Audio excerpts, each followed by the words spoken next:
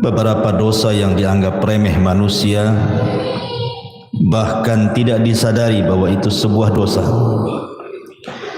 Dari ucapan-ucapan manusia yang sadar ataupun tidak terkadang terlontar.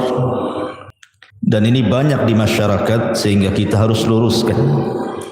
Karena dosa lisan itu berbeda dengan dosa-dosa yang lainnya. Kata Nabi SAW, ma aktsaru ma yudkhilun nara al-fam wal faraj. Dua lubang yang menjadikan kebanyakan orang masuk neraka itu adalah lisan dan kemaluan. Sampai-sampai dosa lisan ini Allah Subhanahu wa taala mengutus dua malaikatnya untuk mencatat. Allah Subhanahu wa taala berfirman, ma yalfidu min qaulin illa ladaihi raqibun atid. Tidaklah ucapan manusia ketika terucap itu semua dicatat oleh malaikat raqib dan atid. Sampai dikirim dua malaikat untuk mencatat semua yang keluar dari lisan ini. Bahkan terkadang manusia dimasukkan ke neraka itu bukan karena banyak bicara. Boleh jadi mungkin satu kalimat yang dikeluarkan, tapi satu kalimat ini mengandung kemurkaan Allah Subhanahu wa taala, itu sudah cukup memasukkan ia ke dalam neraka.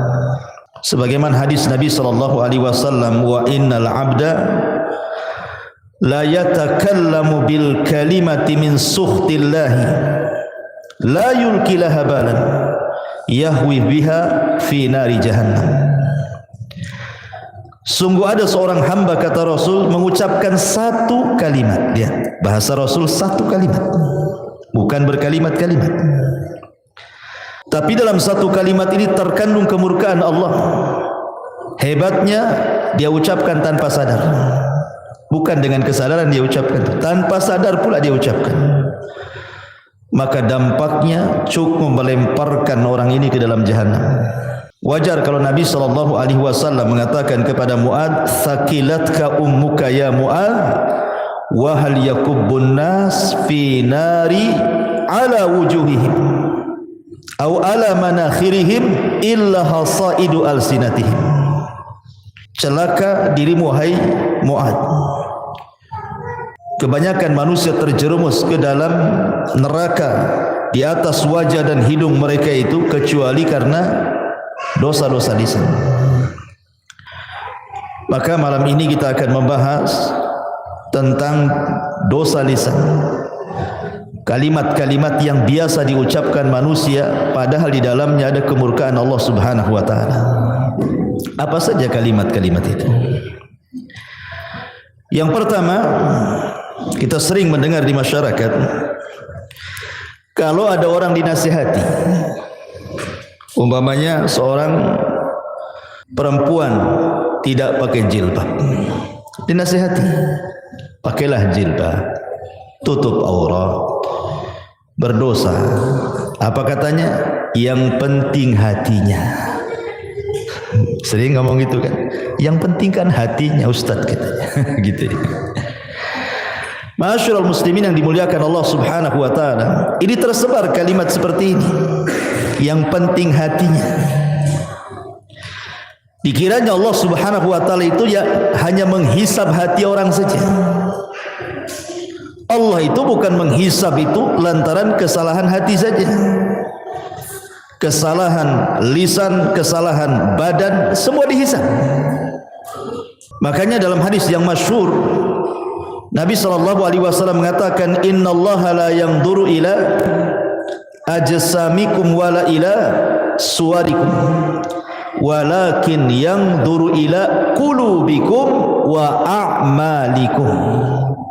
Allah memang tidak memandang bentuk tubuh kalian ataupun tidak memandang wajah-wajah kalian, tapi yang Allah pandang dua. Pertama hati.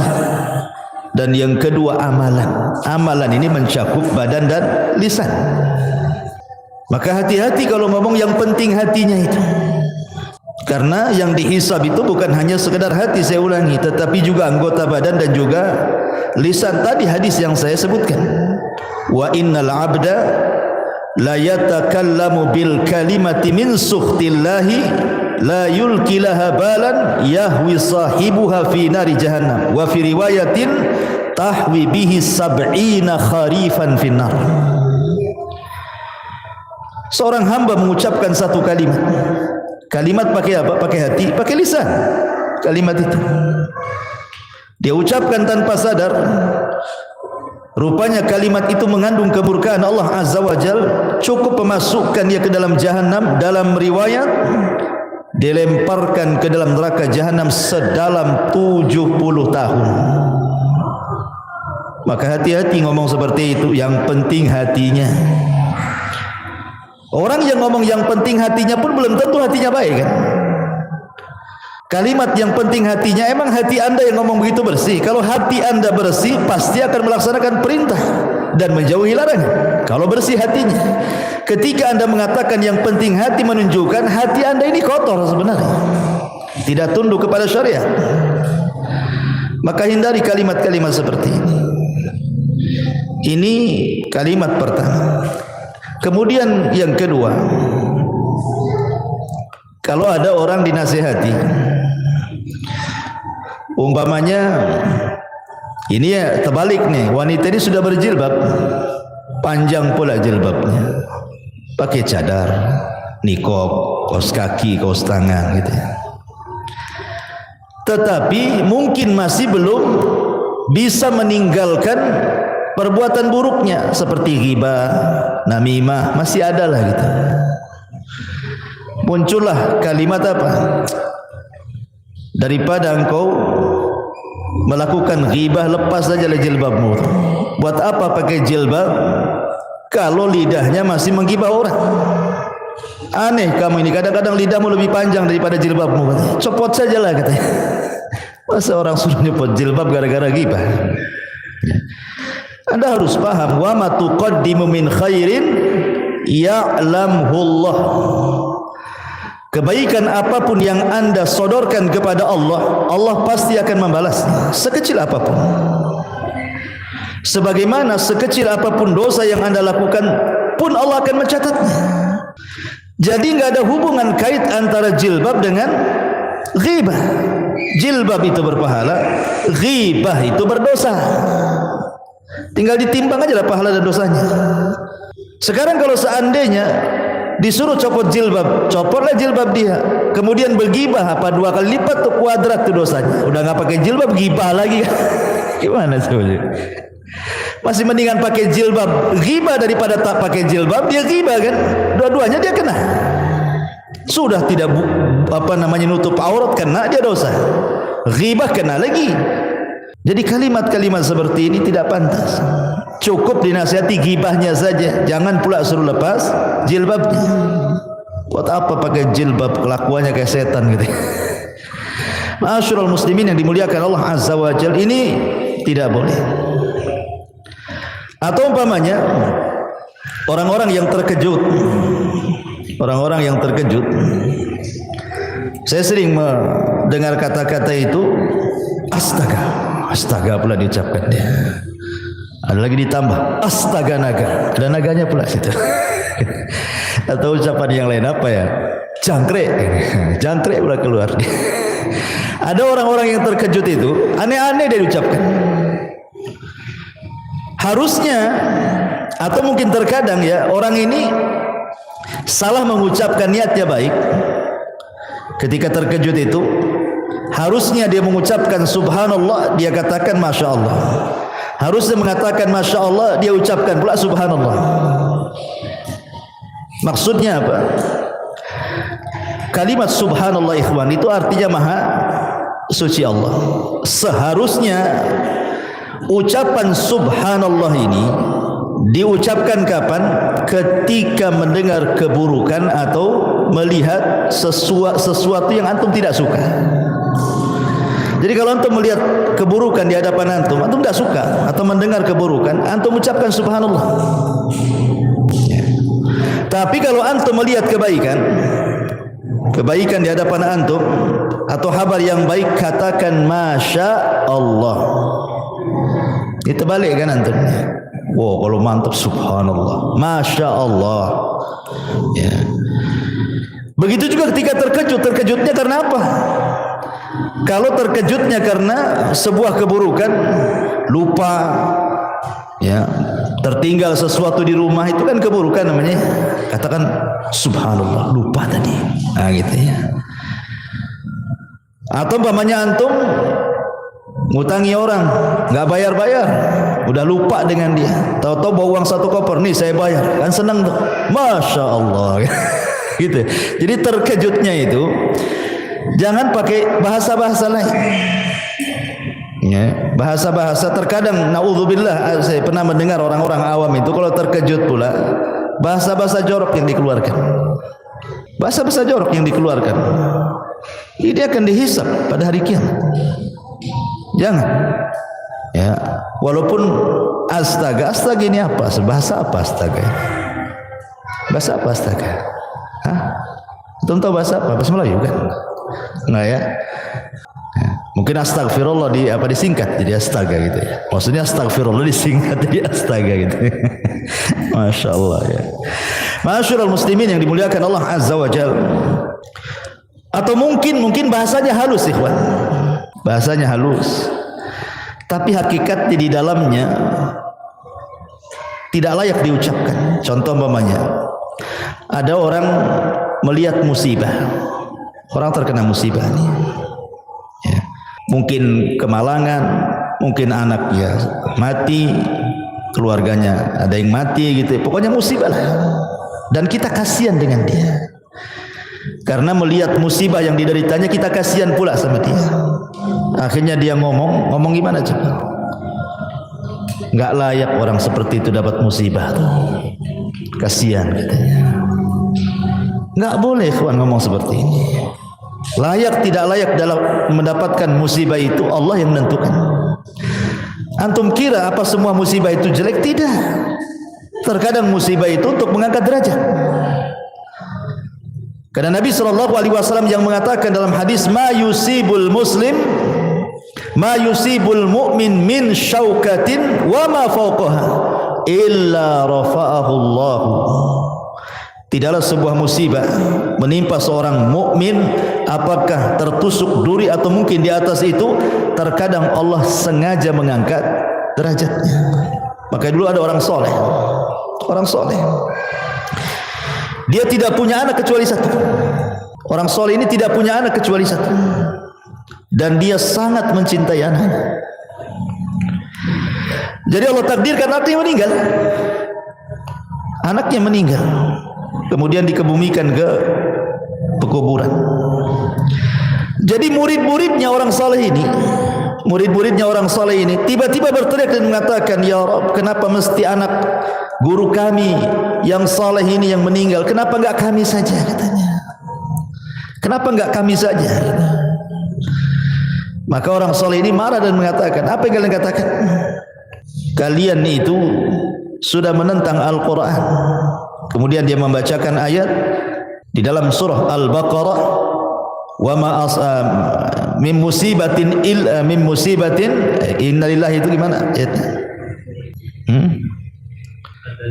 Alladzina idza asabahum musibatun qalu innalillahi wa inna ilaihi rajiun. Harusnya kalian mengucapkan innalillahi wa inna ilaihi rajiun, bukan mengucapkan seperti itu. Kenapa enggak aku saja? Kenapa mesti dia kan? Kalimat seperti ini ikhwan, ada kalimat halus seolah-olah orang ini menuduh Allah Subhanahu wa taala apa? Zalim. Menuduh secara tidak langsung, mengatakan Allah zalim sama orang itu. Allah tidak zalim. Ketika Allah Subhanahu wa taala menimpakan musibahnya kepada seseorang, imma Allah sedang mengangkat derajatnya, atau imma Allah sedang menyadarkannya. Allah tegur dia supaya dia jangan terus bermaksiat, ditegur supaya sadar. Antum bilang kasihan? Orang sedang diangkat derajat, antum bilang kasihan pula. Maka kalimat seperti itu tidak boleh. Atau mungkin sebaliknya. Sebaliknya. Mungkin menurut mata kita orang itu tidak layaklah sukses. Atau mungkin fisiknya cacat. Tapi Allah Subhanahu wa taala bentang rizkinya. Kaya dia. Ya, usahanya masih bentang tikar aja. Pokoknya berhasil semua. Tiba-tiba kita nyeletuk. Masa orang kayak gitu kok bisa kaya? Coba, jangan coba. Masa orang kayak gitu? Nggak boleh. Karena Allah Subhanahu wa taala qasama akhlaqakum kama qasama arzaqakum. Allah itu sudah membagi akhlak kalian sebagaimana Allah membagi rizki-rizki kalian. Enggak boleh kita mengucapkan kalimat seperti itu. Karena langsung ataupun tidak, sadar ataupun tidak, Anda sudah menganggap Allah jahil. Mungkin Allah jahil. Allah bodoh. Ya, suka-suka dia ngasih gitu. Enggak, Allah ketika memberikan rizki tahu sesuai dengan kemaslahatan hamba itu. Kan Allah yang ciptakan kita. Kalau Allah memberikan rizki itu, Allah paham dengan ilmunya. Kenapa kita kemudian mengatakan seperti itu? Tidak boleh. Karena kalimat seperti ini ada rahasia-rahasia yang tidak bagus. Ya, seolah-olah Allah Subhanahu wa taala jahil, tidak paham. Terkadang ikhwan, ada orang-orang itu sengaja Allah Subhanahu wa taala berikan kekayaan. Lau afqartuhu, kata Rasul dalam hadis qudsi, kalau seandainya aku fakirkan dia, la afsadat fi dini, boleh jadi dia rusak agamanya. Atau ada di antara hamba itu laman yasluhu illa al faqr, lau agnaituhu la afsadat fi dini. Atau ada orang-orang yang sengaja Allah fakirkan, gak kaya-kaya, usaha macam mana pun gak kaya-kaya dia. Sebab kata Allah dalam hadis qudsi, sebab kalau aku buat dia kaya makin rusak agamanya. Allah maha paham ya apa yang diberikan. Tidak boleh kita ngomong seperti itu. Dan ngapain pula antum ngurusi orang? Kok ngurusi orang pula? Itu hasad namanya, ya kan? Maka kalimat-kalimat seperti itu tak layak diucapkan. Ataupun mencela waktu. Nah, ini yang sering. Ya, sial banget hari ini. Nah, sering antum dengar itu? Sial banget hari ini. Ataupun mengatakan, pamannya antum diajak pesepak bola nih, hari Rabu pula. Ya. Kemudian mengatakan, kalau Rabu pasti antum kalah. Jadi kekalahan dinasabkan ke hari Rabu. Ya, atau hari Senin gitu ya. Atau orang-orang Jawa gitu ya. Ada sebagian mereka yang masih meyakini bulan Suro itu bulan petaka. Kalau datang bulan Suro, aduh ini bulan penuh petaka ini katanya. Bulan Suro dibilang petaka gitu ya. Tidak boleh. Atau lebih parah lagi nih, zaman edan katanya. Kamu yang edan bukan zaman. Ya. Kalimat-kalimat seperti ini tidak boleh. Kenapa demikian? Imam Syafi'i rahimahullahu ta'ala mengatakan, naibuz zaman wal aibu fina wama lizaina, atau wama lizamanina aibun siwana. Kata Imam Syafi'i, naibuz zamana wal aibu fina wama lizamanina aibun siwana. Kata Imam Syafi'i rahimahullahu ta'ala, kita mencela zaman, waktu, sedangkan yang tercela adalah kita. Tidak ada aib bagi zaman selain aib yang datang dari kita. Tidak boleh kita mengatakan zaman edan. Zaman itu enggak edan sejak zaman dulu, sejak terbit matahari dulu sampai terbenam, sampai hari ini begitu-begitu saja. Hari berlalu datang, minggu pergi datang, bulan entah kemana datang, tahun, semua sama dari dulu sejak Adam sampai sekarang, ya gini-gini saja waktu. Cuman ada yang makin ke sini, maksud mendekatkan kiamat, maka makin dipercepat waktu itu. Hanya itu saja. Tapi kalau kita celah zaman dengan mengatakan seperti itu, ini sial banget ini hari ini. Ya. Ini tidak boleh, karena langsung ataupun tidak Anda sedang mencela yang menciptakan zaman. yang membolak-balikan zaman. Kata Rasul, la tasubbud dahra fa inna ma ana dahr. Jangan kalian cela waktu. Aku yang membolak-balikan waktu, kata Allah. Jadi mencela waktu itu sama dengan mencela yang membolak-balikannya siapa? Allah. Allah antum cela. Ya. Masyarul muslimin yang dimuliakan Allah Azza wa Jalla. Walaupun dalam hal ini ulama membagi tentang hukum mencela waktu ini. Kalau maksudnya sekedar memberikan kabar saja, lil khabar saja. Pamannya memang hari ini panas luar biasa, panas sekali. Kemudian kita katakan, aduh, lelah kali hari ini. Ya, lelah kali hari ini karena panas. Itu tidak apa-apa. Karena sifatnya khabar, menghabarkan. Tidak ada celaan di sini. Ya. Yang tidak boleh itu kalau seandainya kita mencela, sial kali hari ini, itu mencela. Edan kali zaman ini, itu mencela namanya, itu tak boleh. Atau yang ketiga bisa jatuh kepada syirkul akbar. Kalau yang tadi mencela zaman bisa saja masuk kepada syirkul asghar atau haram. Tapi kalau dia mencela zaman atau meyakini zaman itulah yang membawa petaka, maka ini bisa syirkul akbar. Karena zaman itu tidak bisa apa-apa oleh yang putar. Ya. Menasabkan peristiwa kepada zaman itu salah. Ini juga di antara ucapan yang sering diucapkan manusia. Atau umpamanya berandai-andai. Di masyarakat kan suka tuh ngomong berandai-andai itu. Tapi bukan untuk lil khabar, bukan karena khabar menghabarkan, atau bukan karena sebuah nikmat, bukan. Kalau untuk khabar dan nikmat tidak ada masalah. Contoh umpamanya, seandainya kamu datang kemarin, wah, kami masak-masak nasi kebuli. Nah, itu tidak apa-apa, ngasih kabar, ya kan? Nggak ada masalah kan? Ya. Atau umpamanya dia berandai-andai, andai aku seperti dia, kaya, aku pun sama lah mau haji. Tidak ada masalah. Ya. Tapi kalau andai-andainya itu sudah nyerepet takdir, cobalah anakku nggak keluar hari ini, nggak ketabrak lah dia. Nah, ini kan nggak boleh ngomong gini. Karena tidak ada urusan keluar dengan tidak keluar dengan soal kematian. Karena kematian itu memang sudah antrian. Kalau sudah waktunya, la yastakhiruna sa'atan wa la yastaqdimun. Pasti tepat waktunya, enggak mungkin mundur, enggak mungkin maju kan. Walaupun anak Anda enggak keluar, pasti mati. Entah kepleset, apa di rumah kan. Jadi enggak ada urusan kematian dengan keluar atau tidak keluarnya. Maka mengandai-andai seperti ini tidak boleh. Atau juga yang tidak sadar kadang-kadang mengatakan umpamanya, kalau bukan karena dokter ini, anak saya mungkin lewat lah. Bayangkan Allah tidak disisakan, Allah kemana? Kenapa mesti dokter itu yang seolah-olah mengobati anak? Gila, kemana Allah? Padahal Allah mengatakan, wa idza maridtu fahuwa yashfin. Kata Ibrahim, kalau aku sakit Allah yang menyembuhkan. Walaupun maksudnya sebenarnya dia yakin Allah yang menyembuhkan lewat perantara dokter, tapi kata-katanya itu yang masalah itu syirkul asghar namanya, tidak boleh. Apalagi kalau diyakini dokter itu yang menyembuhkan, syirik besar lagi dia.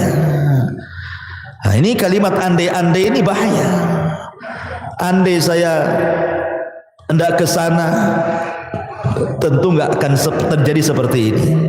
Coba saya tadi jalan pulang nggak lewat sini, nggak jatuhlah sini lubang. Nah, itu kan andai-andai kayak gini bahaya. Ya.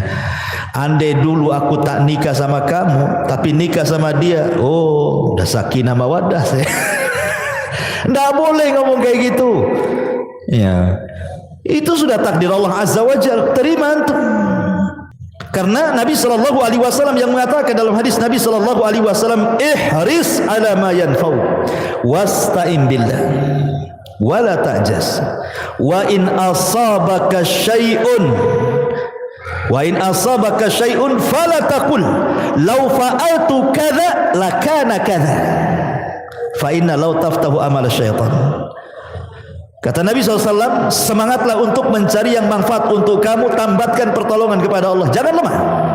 Tapi kalau menimpa musibah kepadamu, jangan berandai-andai dengan mengatakan lau seandainya, andai kata, bila mana, ya kurang lebih itu kalimat-kalimat seperti itu. Kalau aku tidak melakukan, andai kata aku tidak begini, tentu tidak begitu. Andai kata aku begini, tentu begitu. Nah, itu tidak bisa. Karena andai-andai ini adalah pintu daripada pintu syaitan. Lalu apa yang harus diucapkan? Walakin kul qaddarallah wa ma syaa fa'al. Katakan takdir Allah semua. Nah, ini menyangkut takdir masalahnya. Sudah katakanlah ini sudah qadar Allah, selesai. Tenang. Sebab kalau kita sandarkan semua kepada takdir, hilang kesedihan di dada. Tapi kalau dikaitkan dengan andai-andai, makin sakit hati. Andai anak saya nggak keluar, nggak mati, ya udah sakit lah dia, nggak berhenti tuh nangis sampai berapa hari itu. Tapi kalau antum katakan semua sudah takdir, selesai dada, lapang semua. Oh, anak saya mati sudah ditakdirkan 500 tahun sebelum Allah menciptakan langit dan bumi. Selesai. Ya kan? Jadi kalimat-kalimat seperti ini hati-hati. Andai-andai ini, ya. Atau mencela penyakit. Mencela penyakit. Aduh, wah, sial kali penyakit ini, gitu. Lama kali sembuh. Kan itu kan ada tuh orang kayak gitu tuh. Ya. Saking lamanya sembuh penyakit, dicela-celanya penyakit itu. Di zaman Rasul ada seorang wanita namanya Ummu Sa'id. Ummu Sa'id sakit kepala, diikat kepalanya. Karena zaman itu belum ada Paramek. Sekarang sakit kepala minum Paramek, Bodrek atau apa gitu. Diikat zaman dulu tuh. Jadi Nabi SAW heran. Malaka ya Ummu Sa'id? Ada apa ikat-ikat itu kepalamu tuh, kata Rasul itu, kata Musa, kata Musa'id, al-humma la barakatallah fiha, katanya. Ya Rasul, semoga tidak diberkahi penyakit demam ini, katanya. Dicelah. Kata Rasulullah, la tasubbil humma, jangan kau celah penyakit wahai Ummu Sa'id. Terkadang penyakit itu apa? Yadhhabul khotoya, bisa menghilangkan kesalahan. Demam itu bisa menghilangkan kesalahan kita. Ya, jangan mencela penyakit, sabar. Ya, Ma'asyiral muslimin yang dimuliakan Allah Azza wa Jalla. Atau mungkin ada kalimat-kalimat yang tidak beradab, ikhwan. Tidak beradab kepada Allah Subhanahu wa taala. Dengan menyingkat-nyingkat nama-nama Allah atau mengganti-ganti dengan nama Allah. Contoh namanya, ada orang namanya Abdurrahman, dipanggilnya Maman. Man kemana man? La ilaha illallah. Coba. Ada nama Allah Maman namanya atau Man? Tidak ada. Panggil ya Abdurrahman dan bilang Maman. Waktu saya di mana itu? Namanya Ulek. Saya kira Ulek kan. Ulek. Rupanya di KTP Abdullah. Kok Abdullah jadi Ulek itu gimana ceritanya? Orang manggil Pak Ulek katanya. Kok nama antum aneh Pak Ulek katanya. Bukan Pak Ulek Ustaz. Nih KTP saya Abdullah pula. Kok bisa dari Abdullah jadi Ulek tuh? Gimana ceritanya tuh? Nah boleh, kalau nama Abdullah itu khairul asma, ikhwan. Sebaik-baik nama Abdullah dan Abdurrahman. Sebaik-baik nama loh. Bisa diganti. Jangan lagi itu disingkat aja, tidak boleh. Namanya Abdul Qadir, Abdul Qa, tidak boleh. Teruskan Qadir. Kok Abdul Qa pula? Namanya Abdul Qadir. Ini tidak beradab kepada Allah namanya. Nama bagus-bagus dikasih orang tuanya, antum pula panggil jelek-jelek gitu. Ya. Abdurrahim jadi Mimin katanya. Kok jadi Mimin pula Abdurrahim itu. Jadi tidak boleh. Kadang-kadang orang itu tidak beradab kepada Allah. Tidak boleh. Panggil sesuai dengan namanya. Abdullah, ya Abdullah, ya Abdurrahman, ya Abdurrahim, ya Abdul Ghafur. Begitu. Ya. Jangan Abdul Ghafur, Pur. Repot. Oh, Fur. Dan bilang Fur. Jangankan soal yang seperti ini. Yang lebih kecil daripada itu di zaman Rasul itu ada namanya Hani ibn Kindi. Namanya Hani, sahabat ini. Tapi banyak kaumnya itu kalau ada masalah datang kepada dia dan minta diselesaikan masalahnya. Dan kepiawaian dia mampu pula dia mendamaikan orang bermasalah itu. Jadi kabilahnya kalau ada masalah mesti datang ke dia, dan selalu berdamai. Jadi orang-orang kabilah itu menyebutnya ya Abul Hakam.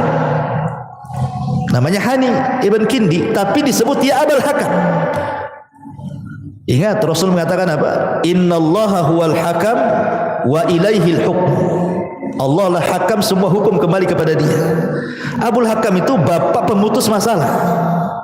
Hakam itu artinya.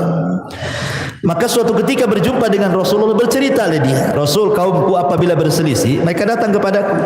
Aku pun berhukum dan mereka pun ridho dua-duanya. Maka orang-orang menyebutnya Abul Hakam.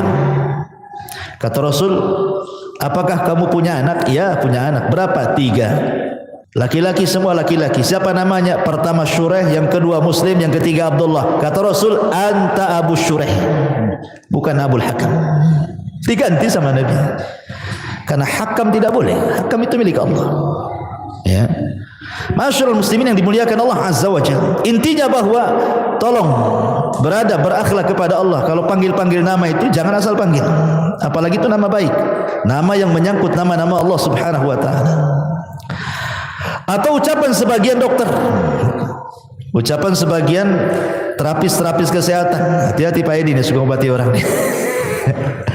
Ini kalau gimana dok, pasien dok?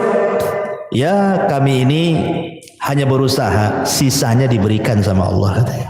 Coba Allah kasih sisa pula pada. Sisanya kepada Allah katanya. Dari awal sampai akhir Allah yang nyembuhkan, nggak ada sisa-sisa. Masa Allah disisain ini gimana? Seolah-olah antum yang paling berjasa, Allah pula sikit sisanya. Akalnya di mana coba? Ya, padahal Allah Subhanahu wa taala jelas-jelas mengatakan kul innal amra kulluhu lillah. Katakan semua perkara itu milik Allah dari awal sampai akhir.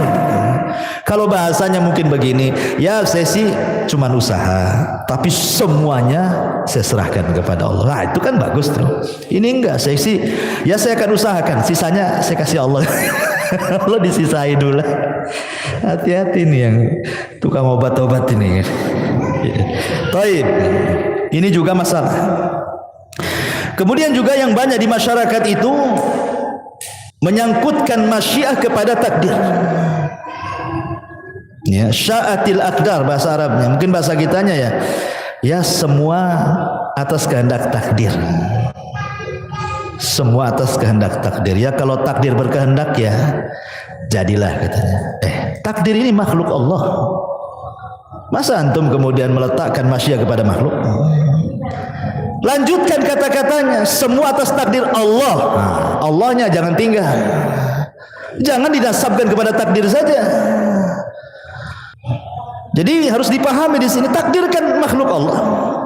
Allah yang kemudian memerintahkan untuk mencatat, dicatat di Lauhil Mahfuz. Lauhil Mahfuz makhluk Allah. Kecuali Al-Quran itu kalamullah. Tapi catatannya seperti di mushaf ya itu makhluk kan itu ya, kertasnya makhluk. Tapi kalam yang dicatatnya kalamullah. Ya. Jadi ini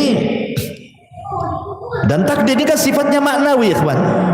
Bukan sifatnya hissi bisa diraba. Takdir itu kan maknawi, tidak bisa diraba. Bagaimana kemudian seseorang hanya meletakkan masyiah kepada takdir gitu? Jangan. Bilang semua atas kehendak Allah. Itu lebih tepat lagi. Ya, taib. Kemudian juga terkadang ada orang yang kadang-kadang marah sama orang. Mungkin benci sama orang itu. Akhirnya dia mengucapkan kalimat seperti ini. Saya haramkan dia ke rumah saya katanya. Saya haramkan dia ke rumah saya. Haram saya bagi dia itu. Nggak boleh. Halal haram itu milik Allah. Yang berhak mengatakan hadza halal, hadza haram itu Allah. Kita tidak punya hak mengharam-haramkan orang. Allah tidak mengharamkan orang masuk rumah antum kan gitu. Kecuali kalau seandainya ada orang yang melakukan maksiat kita katakan haram alaika, haram. Apa itu benar mengharamkan yang Allah haramkan kan. Tapi antum mengatakan haram dia menginjak rumah saya lah. Antum mengharamkan sesuatu. Nabi saja ketika mengharamkan madu gara-gara kecemburuan Aisyah dengan Hafsah, akhirnya turun ayat, ya ayyuhan nabi lima tuharrimu ma ahallallahu lak tabtagi mardata azwajik. Hei Nabi, kenapa kau haramkan yang Allah halalkan hanya mencari keridhaan istrimu? Tidak boleh. Ya. Jadi urusan halal haram itu urusan Allah. Bahasanya pakai jangan bahasa haram lah gitu. Saya tidak suka dia datang ke rumah, kan enak gitu ngomong gitu. Saya haramkan dia ke rumah saya. Dia pula yang mengharamkan gitu. Ya. Masyaallah muslimin yang dimuliakan Allah Azza wa Jalla. Atau umpamanya Saya juga sering mendengar kalau ada anak itu nakal kali, apa kata orang? Dasar anak setan gitu ya. Gitu kan, ada kan orang begitu ya. Oh, dasar anak iblis itu gitu. Ya Allah ya Rabb, enggak boleh kayak gitu. Allah mengatakan a antum tazra'unahu am nahnu zari'un.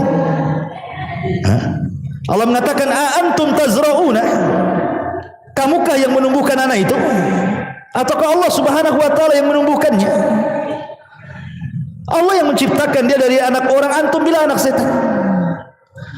Nabi SAW pernah mengatakan begini, la taqul ta'isha syaitan fa innaka idza qulta dzalika ta'azam hatta yakuna misla al bait wa yaqul bi quwwati walakin kul bismillah fa innaka idza qulta dzalik tasaghara hatta yakuna misla dzubab. Jangan kamu mengucapkan celaka setan. Celaka setan sama juga karena anak itu celaka juga anak setan. Ya, kurang lebih bahasanya itu. Jangan mengatakan celaka setan. Karena ketika kamu mengucapkan kalimat itu, maka setan akan merasa besar dirinya seperti seukuran rumah. Setan akan membanggakan dirinya, dia jatuh karena kekuatanku. Namun ucapkanlah bismillah, karena jika kamu mengucapkan kalimat itu setan akan mengecil hingga seperti lalat, kata Rasul. Ya. Jadi ingat, jangan sembarang orang mengatakan anak setan, anak iblis gitu ya. Tidak boleh. Itu anak orang itu. Bapaknya tahu marahlah. Ini anak saya bukan anak setan. Bisa marah tuh. Ya, ini kalimat-kalimat seperti ini tidak boleh. Dan termasuk mencela, tidak boleh. Ya.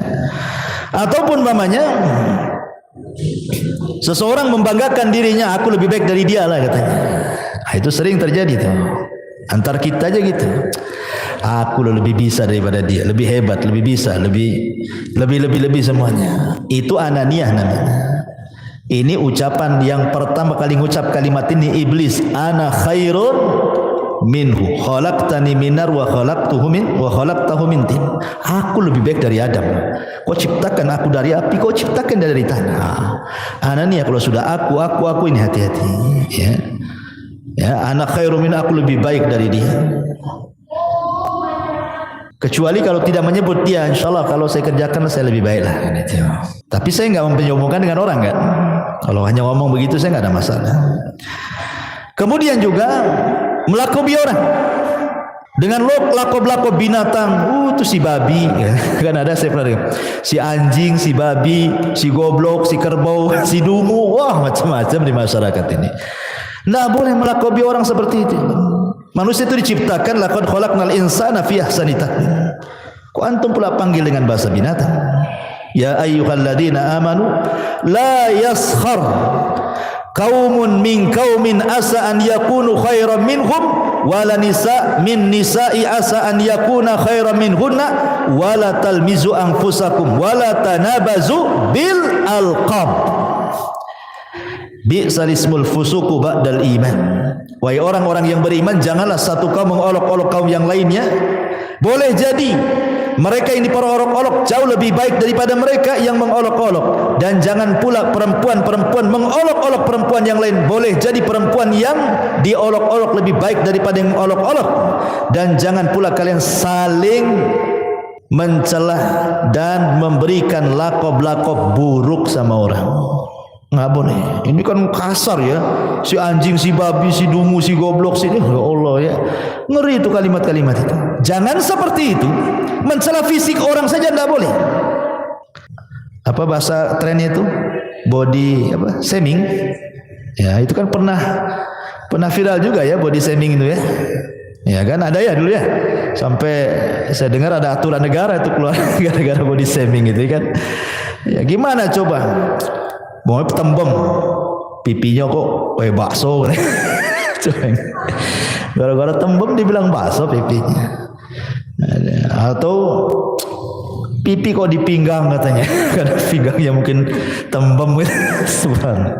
La haula wala. Gigi kayak gergaji gitu ya kan, lubang-lubang gitu ya. Itu janggut apa akar siwak gitu. Subhanallah ikhwan. Body shaming enggak boleh. Antum mencela bodi orang, itu sama dengan mencela yang menciptakannya. Tidak boleh. Di zaman Rasul ada seorang namanya sahabat Abdullah bin Mas'ud radhiyallahu anhu. Abdullah bin Mas'ud ini naik ke atas pohon kurma. Pohon kurma. Dia kan kurus sekali, kurus ceking Abdullah bin Mas'ud itu. Jadi betisnya itu kayak kulit berbalut tulang saja, atau tulang berbalut kulit saja, enggak ada dagingnya. Naik dia ke pohon kurma, datang pula angin, tersingkap pula betisnya. Semua sahabat mentertawakan betisnya Abdullah bin Mas'ud karena kecilnya. Dari as-sabiqun al-awwalun. Marah Rasul dan mengatakan walladzi nafsi biyadihi la tadhaku, katanya. Kemudian Rasul mengatakan lahuma, maksudnya betisnya Abdullah bin Mas'ud, athqal fil mizani min jabalil Uhud, kata Rasul.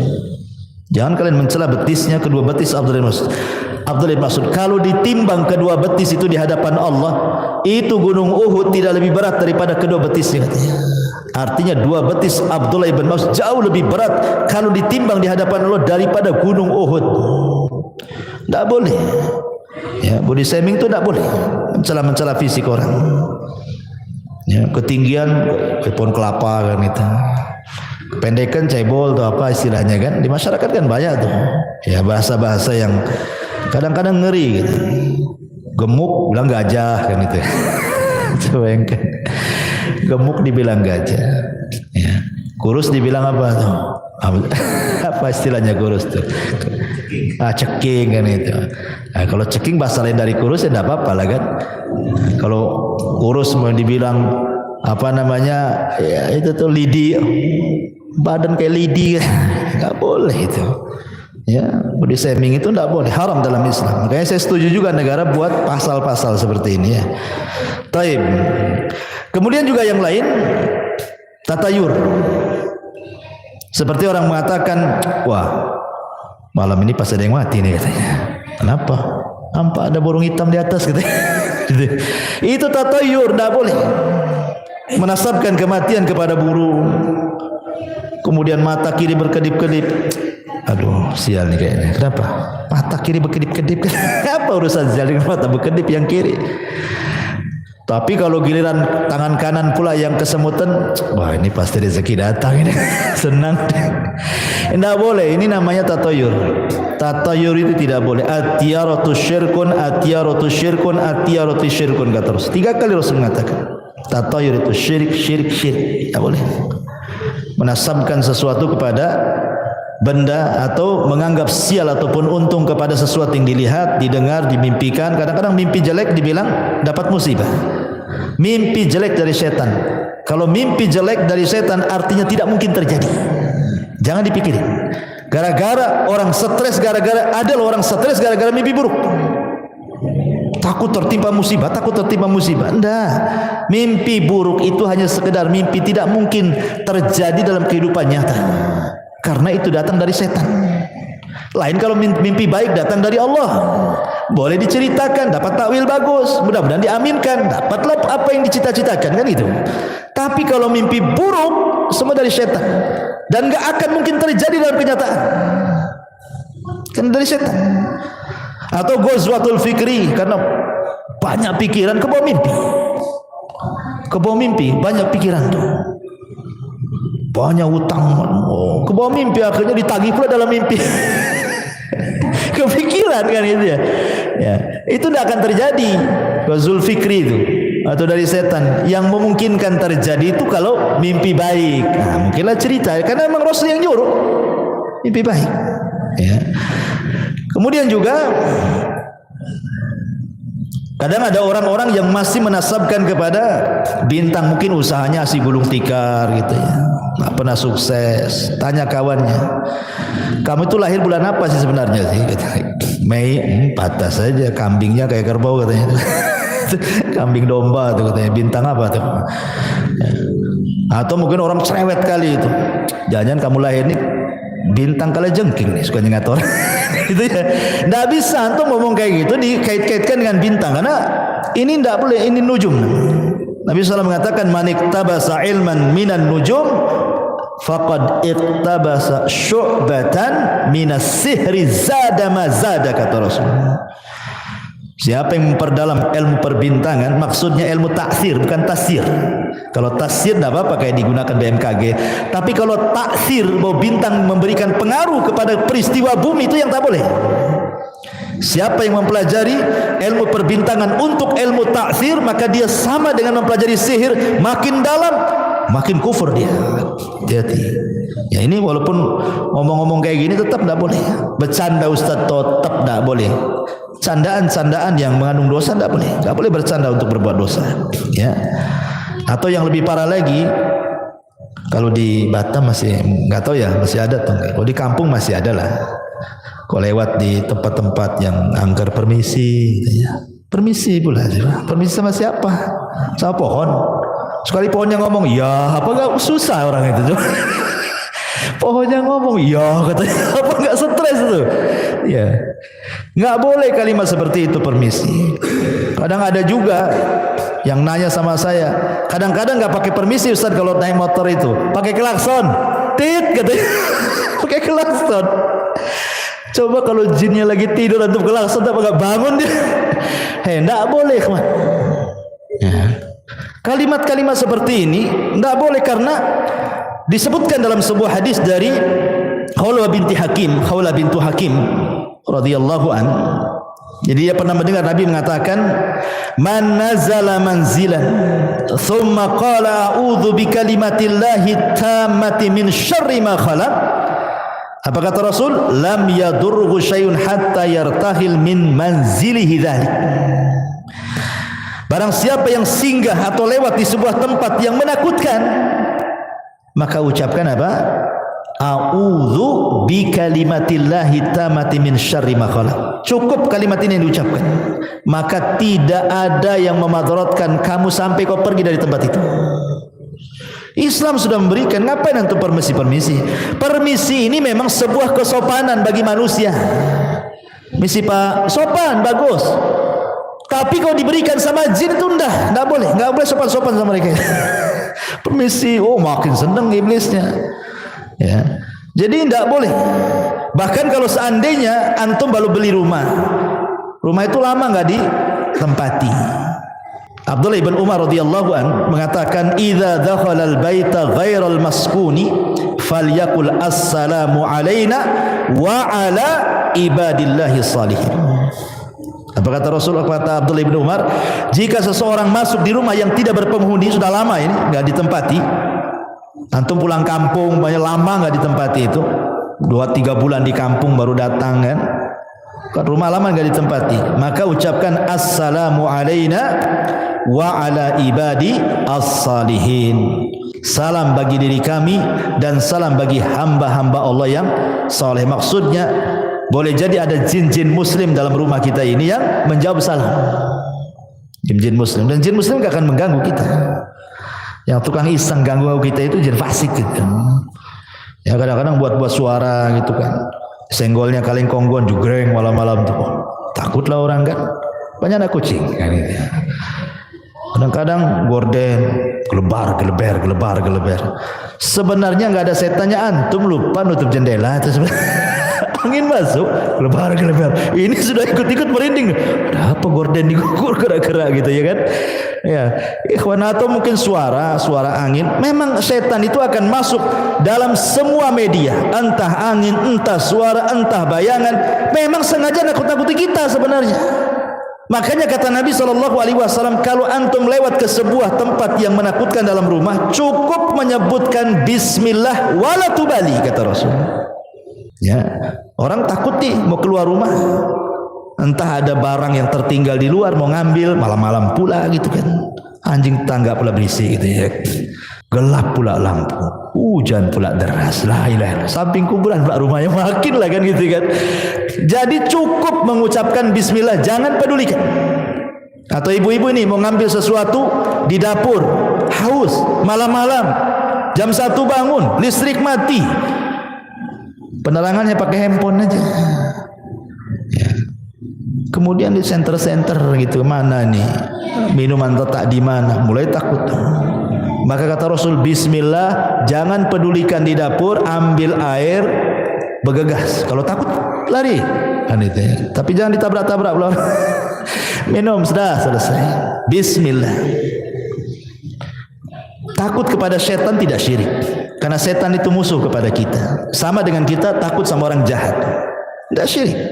Ya, ada orang ngancam kita, saya bunuh kamu, wajar kita takut. Ya, takut sama setan juga wajar, karena setan musuh kita. Yang tidak wajar itu kalau kemudian kita ladeni mereka. Browsing dia, setan takut sama bawang gantung katanya. Gantunglah semua bawang di pintu. Sama garam disebarlah, habislah debu dapur, ikhwan. Sayang kan? Itu apa coba? Atau teriak-teriak, hei siapa di dapur? Sekali ada yang jawab, bapak antum gak stres. Kan gitu. Jadi tidak boleh, nggak usah, kata Rasul, jangan dipedulikan, cukup baca basmalah saja. Beranikan, karena hakikatnya mereka juga takut dengan kita, sebagaimana kita pun takut sama dia sebenarnya. Jadi kalau kita berani, mereka takut. Kalau kita takut, mereka pula yang berani. Nah, sekarang adu mental aja di situ tuh. Antum adu mental di situ. Kalau berani mereka takut. Kalau kita takut mereka pula berani ya. Tapi jangan pula uka-uka antum tes keberanian itu. Main kesurupan lah antum. Uka-uka di Barelang sana. Ya, banyaklah kesurupan. Ngapain pula antum ganggu sarang jin pula? Ya. Bukan itu uji mental, uji nyali itu. Ma'asyiral muslimin yang dimuliakan Allah Azza wa Jalla. Kemudian juga ini kalimat-kalimat yang ya menurut saya sih ngeri sekali ya, kalimat-kalimat seperti ini kan. Sebaiknya jangan diucapkan ya. Izin kepada jin lewat permisi ya, maka itu dilarang dalam Islam, karena bagaimanapun bagi seorang yang muwahhid tidak pantas takut kepada syaitan. Takut itu hanya diberikan kepada Allah Subhanahu wa ta'ala ya. Kemudian juga kalimat sumpah, demi bapakku ya kan, demi ibuku tolonglah, tidak boleh. Bersumpah kepada selain Allah, apakah kepada ibu bapak kita, dilarang dalam Al-Quran. Allah mengatakan di dalam Al-Quranul Karim, ala innallaha dalam sebuah hadis, dalam sebuah hadis yang dikeluarkan Bukhari dan Muslim, Nabi mengatakan, innallaha yanhakum an takhlifu bi abaikum faman kana halifan falyakhlif billahi aw liyasmut. Kata Nabi, Allah melarang kalian untuk bersumpah kepada bapak moyang kalian atau kepada bapak-bapak kalian. Kalau hendak bersumpah, maka bersumpahlah kepada Allah. Demi Allah, jangan demi bapakku, demi ibuku, nggak boleh. Ustaz, demi cintaku padamu gimana? Ya. Ya, kalau itu jadi sumpah tidak boleh. Kalau itu maksudnya sumpah, demi cintaku, lo dimaksudkan sumpah tidak boleh. Syirik asghar tidak boleh. Karena Rasul mengatakan falyahlib billahi aw liyasmut. Bersumpah kepada Allah, kalau tidak bisa diam. Kalau tidak bisa diam. Ya. Nah, ini juga hal-hal yang terkadang di masyarakat itu sering kita mendengarnya. Apalagi kawan ya, biasanya yang sering antum dengar apa lagi? Ada antum dengar istilah-istilah lagi di masyarakat. Ya. Ini yang saya catat aja ya. Lah kalau yang seperti ini aja terlarang. Apalagi lebih daripada ini. Mencela Allah, mencela Islam, mencela Al-Quran. Ma'asyiral muslimin yang dimuliakan Allah Azza wa Jalla. Kapan hari saya dengar YouTube itu ya? Ya. Jadi di YouTube itu ada orang yang mencela seolah-olah mungkin dia melihat ada kelakuan beberapa umat Islam. Kelakuan mungkin menurut pandangan dia tidak sesuai dengan syariat. Akhirnya dia mengatakan, kalau Islam kayak gitu lebih baik aku kafir, katanya. Ini enggak boleh kawan kalimat ini. Masa mendoakan kekafiran seperti itu? Enggak boleh. Seolah-olah kemudian mengeneralisir semua orang kayak dia kan itu. Ya kalau memang dia saja salahkan. Jangan kalau Islam kayak dia kan enggak akan saya masuk Islam, saya kafir aja katanya. Sampai kemudian mengatakan, sejak kapan Nabi Muhammad itu agamanya Islam? Otak di mana otaknya jadi dengkul gini ya. Masyarul muslimin yang dimuliakan Allah Azza wa Jalla. Bisa dia mengatakan seperti itu? Liberal, pemahaman liberal dengan mengatakan, mana sejak kapan Nabi Muhammad itu Muslim? Kan liberal, maunya itu menyamakan semua agama kan begitu. Allah mengatakan faqulu syhadu bi anna muslimun. Faqulu syhadu bi anna muslimun. Katakan saya ini muslim, berserah diri itu artinya. Karena Islam itu artinya berserah diri. Ya. Dan makna Islam itu salah satunya apa? Bara'atu minasyirki wa ahli. Berlepas dari kesyirikan dan para pelakunya. Kalau semua agama sama, tidak sama. Karena di antara makna Islam itu adalah bara'atu minasyirki wa ahli. Berlepas diri dari kesyirikan dan para pelakunya. Sekarang Nasrani, di mata kita mereka musyrik. Karena menyatakan Isa itu Tuhan, menyekutukan kan. Yahudi kita katakan bukan hanya kafir juga gitu. Ada bau-bau musyrik yang mengatakan Uzair itu anak Allah. Allah mengatakan qul huwallahu ahad, Allahus samad. Lam yalid wa lam yulad wa lam yakul lahu kufuwan ahad. Allah yang mengatakan lam yalid wa lam yulad, dia pula yalid yulad. Gimana ceritanya? Ya. Jadi ini kalimat-kalimat bisa saja masuk ke munafikan, menghancurkan Islam dari dalam orang kayak gini. Ya, itu loh yang kribo-kribo tuh. Ya, yang ngomong tuh ya. Masyarul muslimin yang dimuliakan Allah Azza wa Jalla. Ataupun seseorang mengaku memiliki nasab kepada Nabi, tetapi sebenarnya tidak ada bukti nasab dia kepada Nabi. Saya ini loh Habib juga loh. Nah, saya Habib, saya ini dari kabilah Asegab atau kabilah apa gitu ya. Nah, biasanya kan hanya ngaku saja, nggak ada buktinya. Maka Nabi SAW mengatakan manidda ila ghairi abi wa huwa ya'lam annahu ghaira abihi fal jannatu alaihi haram, kata Rasulullah. Barang siapa yang mengaku nasabnya kepada selain ayahnya padahal dia tahu dia bukan ayahnya, sorga bagi dia haram. Haram kan sorga ya. Hati-hati. Jangankan itu, orang berdusta dalam mimpi, dia sebenarnya tidak pernah bermimpi. Tapi dia berdusta, saya bermimpi begini, padahal nggak pernah bermimpi. Maka Rasul mengatakan itu sedusta-dustanya kedustaan. Orang yang berdusta dalam mimpinya. Itu saja nggak boleh. Ya. Apalagi kemudian sampai berdusta atas nama Al-Quran, berdusta atas nama hadis dengan meriwayatkan hadis-hadis palsu. Ini bulan Rajab banyak nih, hati-hati nih. Bulan Rajab ini tidak ada ibadah khusus. Tidak solat malamnya, tidak puasa sunnahnya, tidak baca Qur'annya, tidak ada ibadah khusus. Walaupun semua ibadah diberikan pahala besar, maksudnya ibadah rutinitas yang kita lakukan, tapi kalau dikhususkan itu hadisnya kalau tidak maudhu, dhaif. Dhaif dan maudhu antara itu saja. Kata Syekhul Islam Ibn Taimiyah rahimahullahu taala. Tiba-tiba kemudian sekarang banyak berseliweran itu di medsos atau kadang-kadang khatib Jumat yang tidak paham disampaikan pula hadis-hadis palsu. Kan bahaya kawan. Kata Nabi SAW dalam hadis Nabi SAW, inna kadhiba alayya laysa ka kadhibi ala ahad wa man kadzaba alayya muta'ammidan falyatabawa maq'adahu minan nar. Berdusta atas namaku, kata Rasul, jangan samakan dengan berdusta sama kalian. Karena siapa yang berdusta dengan sengaja atas namaku, silahkan ambil tempat duduknya, masuk ke neraka sana. Keras, ya kan? Nabi SAW sampai keras dalam masalah ini.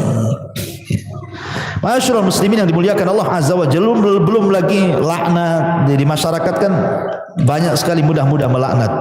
Dikit-dikit bilang goblok, dungu, setan, macam-macam ya kan? Ucapan-ucapan itu makin di orang awam biasa kalimat itu kan. Tapi kita orang yang sudah ngaji ini takut mengucapkan kalimat itu. Karena Rasul yang mengatakan, Rasul mengatakan la yakununa la'anuna wala syuhada yaumal qiyamah. La yakunu la'anun syufa'a wala syuhada yaumal qiyamah. Tukang laknat itu tidak akan dapat syafaat, bahkan tidak akan jadi saksi pada hari kiamat. Diharamkan syafaat bagi dia, naudzubillah. Pada orang di Yaumul akhir itu syafaat diperlukan karena itu yang bisa menyelamatkan. Ini orang pelaknat ini tidak akan dapat syafaat. Berarti hanya satu dapat rahmat Allah. Dia kalau dapat rahmat, ya, dia bisa selamat. Kalau tidak, habislah dia kan itu.